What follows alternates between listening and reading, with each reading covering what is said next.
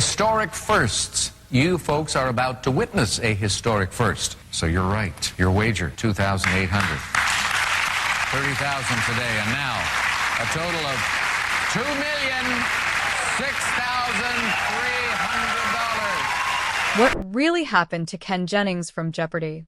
He answered over 2,700 questions correctly, won more than $3 million, and became the most famous face in game show history. And then he almost disappeared. What happened to Ken Jennings after the cameras stopped rolling on his historic Jeopardy streak is a story most people never heard.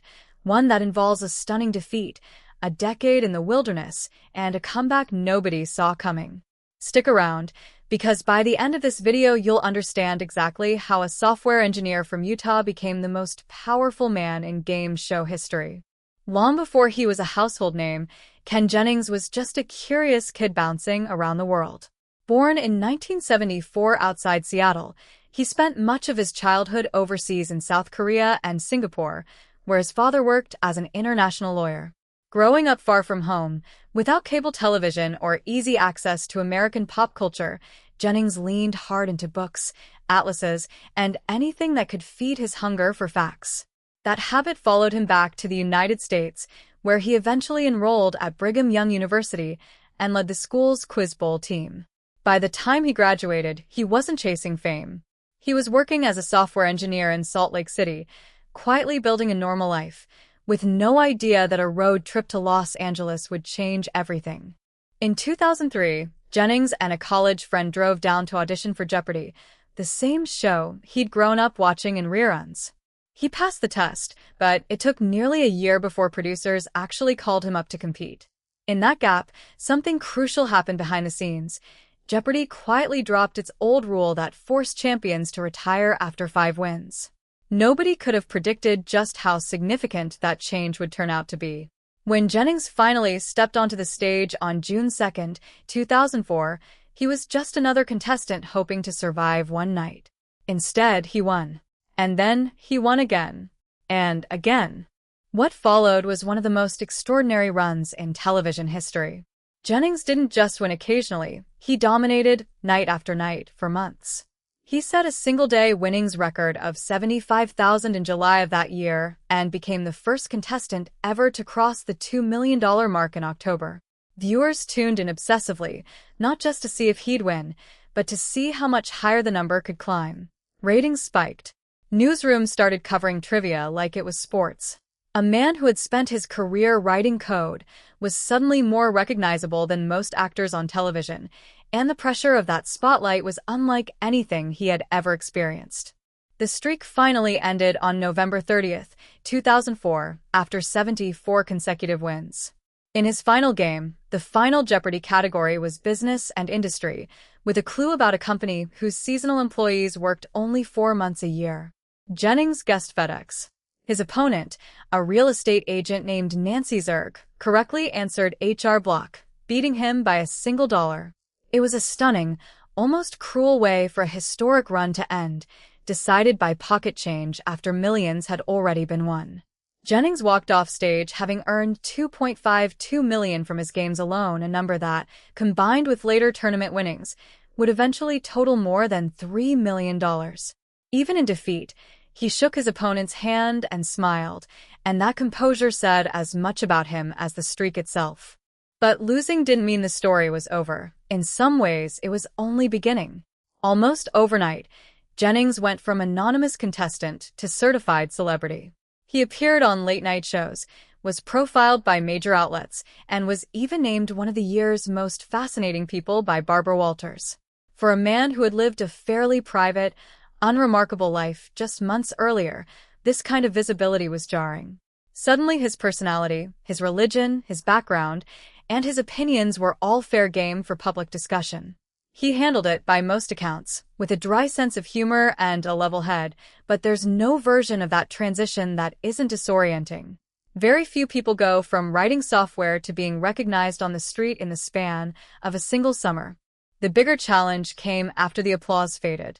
Trivia fame, unlike movie or music fame, doesn't come with an obvious next step. There's no album to release, no sequel to film. Jennings had to figure out in real time what a career built on general knowledge could actually look like. His first major move was writing. In 2006, he published Brainiac, a book that dug into the strange, competitive subculture of trivia buffs and quiz bowl circuits, using his own experience as the backbone of the story. It let him control his own narrative for the first time since the streak began, rather than simply being a subject that other people wrote about. From there, Jennings kept building.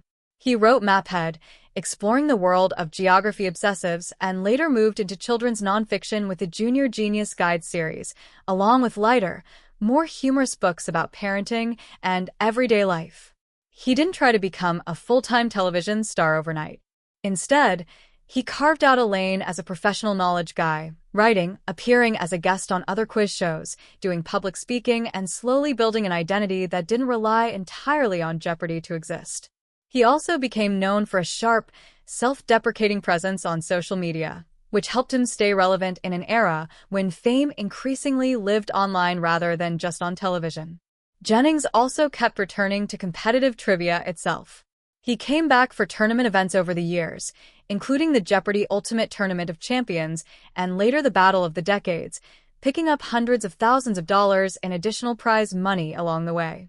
In 2011, he even competed on Jeopardy against an IBM supercomputer named Watson, a match that framed him as the last great human line of defense against artificial intelligence, something he later joked about with characteristic self-awareness, welcoming, in his words, our new computer overlords.